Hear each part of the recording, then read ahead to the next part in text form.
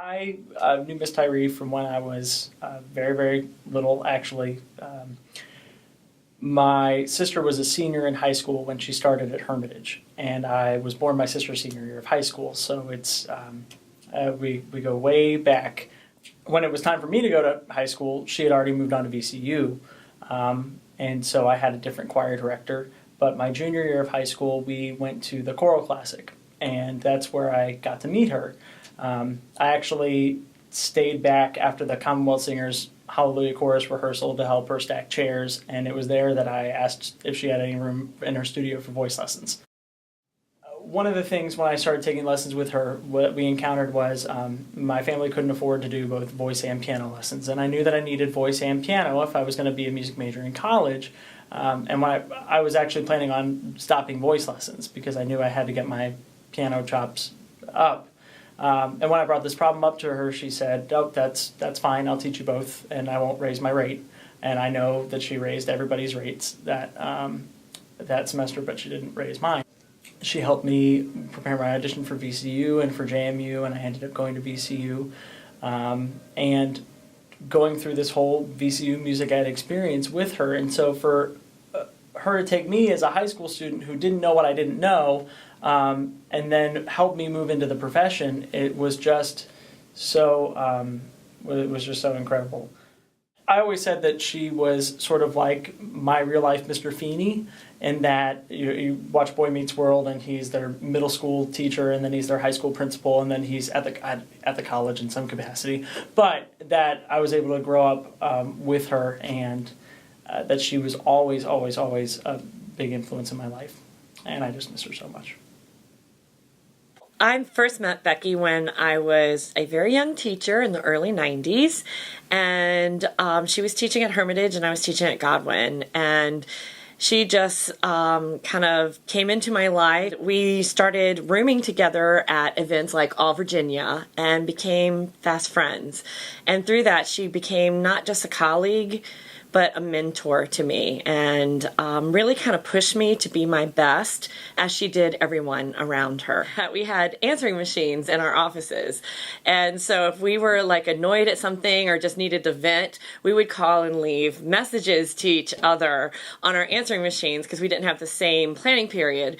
So we would just call and leave messages and just vent to each other, and then we would answer, and then we would call each other after school and just be like, "Can you believe that happened?" And that's one of my fondest memories of pre-cell phone time with Becky.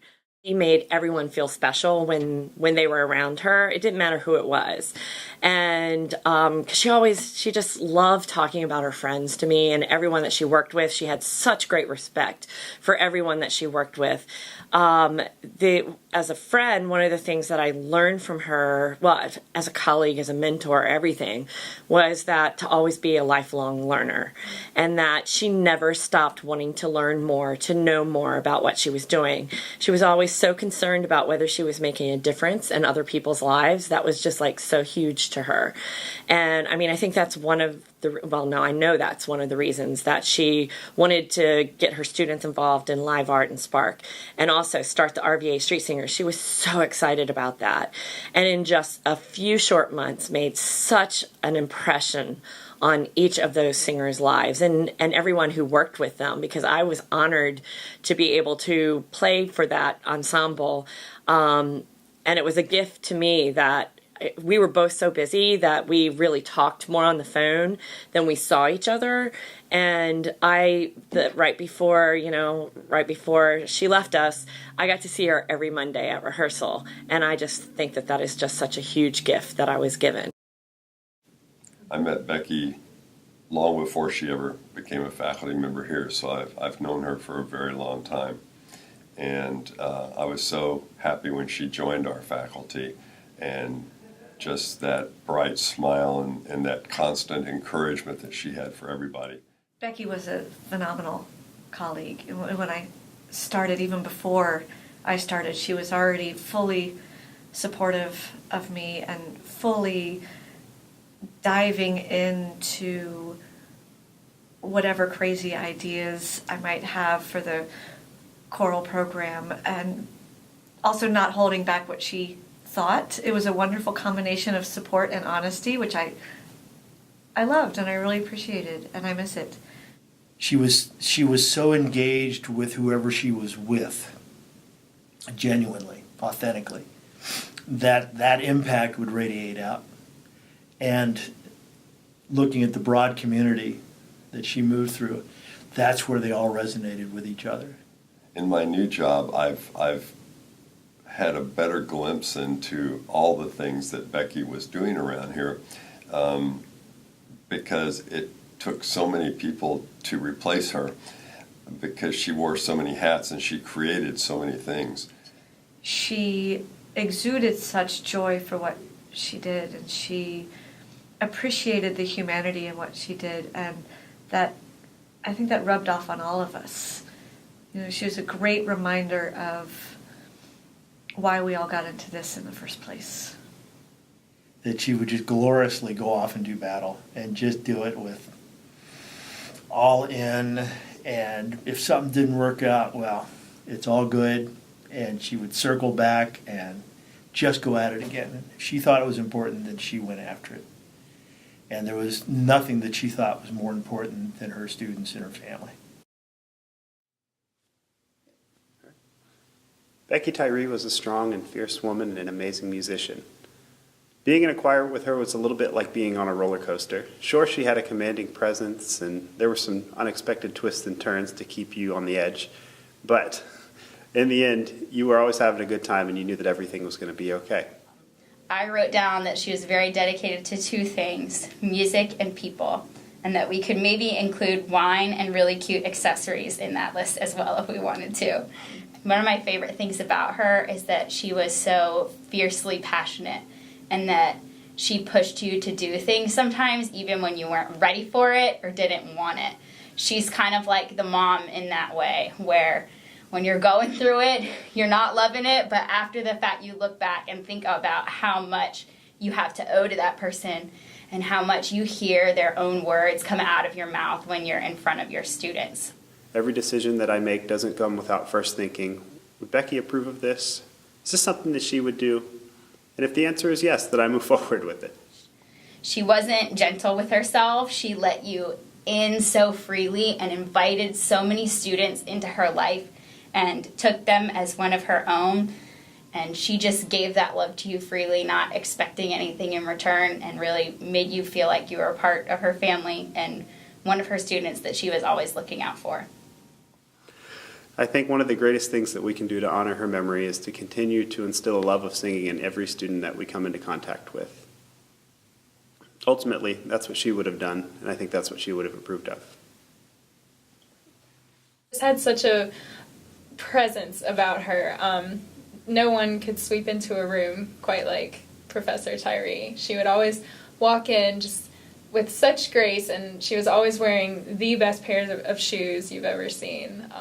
I think one of my favorite memories of Becky is the fact that we often found ourselves dressing alike. So we would show up to school and we would be twins.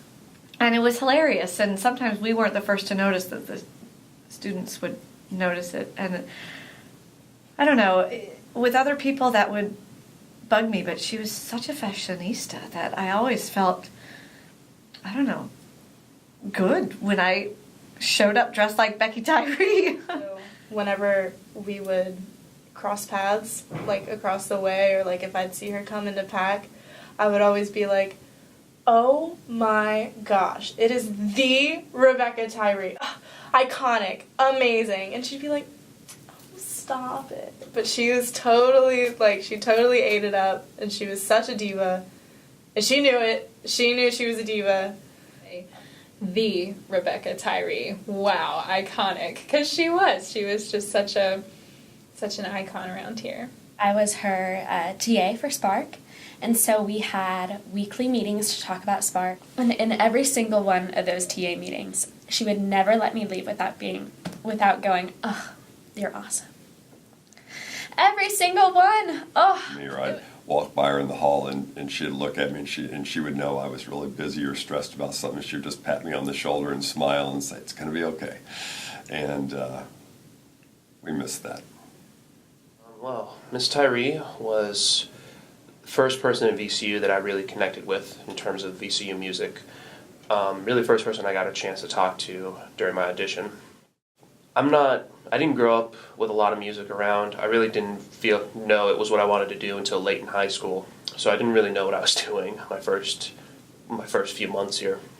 And she was really the first person that gave me that confidence and made me feel like I'm in the right place and that you're going to be okay. She was my first interaction with VCU music, and she made the whole experience so much different than I thought it was going to be. I was not nervous after we talked for more than we were supposed to. There were a lot of times where we'd just get so distracted, like, because she'd wanna talk about me, and she'd want to talk about my other classes. She'd be like, "How you doing? How's this? How's that?" And I'd be like, "Yeah, well, I'm having a lot of trouble in this class, and this professor's giving me a hard time." And she's such a mama bear that she's like, "Oh, do you want me to do, like..." I'm like, no, like, it's okay. I was walking into PAC to practice, and I ran into her and just started talking to her, and she noticed that my voice was really tired because I had been practicing so much to prepare for juries. And I was in the middle of a sentence, and she grabbed my hands and said, "Stop, go home, don't speak." She put me on vocal rest immediately, so I wasn't allowed to talk for 24 hours, which is really hard for me. And she told me to go home and make some tea and put some honey in it, and she said, "And a little whiskey, if you got it." And I said, "All right." Never mind how old I was at the time, but... You have, like, your actual mom, and then, like, you have, like, your school mom. And, like, that's exactly what she was. She gets so excited about every little thing that we did in Spark. She does this thing. And I worked with her through Vocal Arts Project, and she pulled me aside, and she was like, "Weren't you interested in Spark and live art?" And I was like, "Yeah, I was, but you know, I always have a lot going on in my personal life," and I told her there was a lot going on, and I just didn't get it turned in, and she's like, "Okay, well, watching you with the kids this week, you would be great at live art. Why don't you come in here? We'll get you set up. I'll do your interview, and then, you know." And she was like, "So why do you want to be in live art?" And I was like, "Oh, we're doing this now." And she had us all over, and we decorated her Christmas tree, and we were all sitting around there and, you know, talking about music and just really, really enriching conversation. And I always thought it was so funny because she's like, let's go trim the tree. And I was like, "Well, like, where are the shears?" Like, it completely went over my head, and then she brought out the ornaments. I'm like, oh. She never hesitated to give us all the opportunities to meet all the people, and to get us out there. She would, like, literally physically push us towards people that she wanted us to meet. I think a lot of my, like, professionalism comes from her, just the way of interacting with people and the way of getting things done comes from her. And I was sitting in the lobby of the PAC by the desks, just head in my hands, just like, I don't know how I'm gonna, like, how do people do this? And she walked by and saw me, and she said, "What's going on?" And I told her all the stuff I had to do and how I felt so behind. And she listened, and she said, "All right, what are you gonna do?" And it wasn't like, "Oh, you poor thing." She just said, "Okay, all that stuff's going on. What are you gonna do about it? What is your plan to turn this all around and to raise yourself out of it?" And that was the single best thing that anyone's ever said to me as far as keeping my life in order and, like, just keeping everything in check. What are you going to do about it? And it's weird walking past her door and it's not open because it was always open. I feel like I'm still learning from her, and that's one of the amazing things about her legacy is she left so many projects here, between Spark Live Art and the RVA Street Singers and just the choruses in general. Especially through Spark, I've learned so much about education and teaching in a way that is accessible to all students of all abilities and all backgrounds. She was very graceful and dignified, but also the most warm and kind and generous person. One of the most special people in this department, for sure.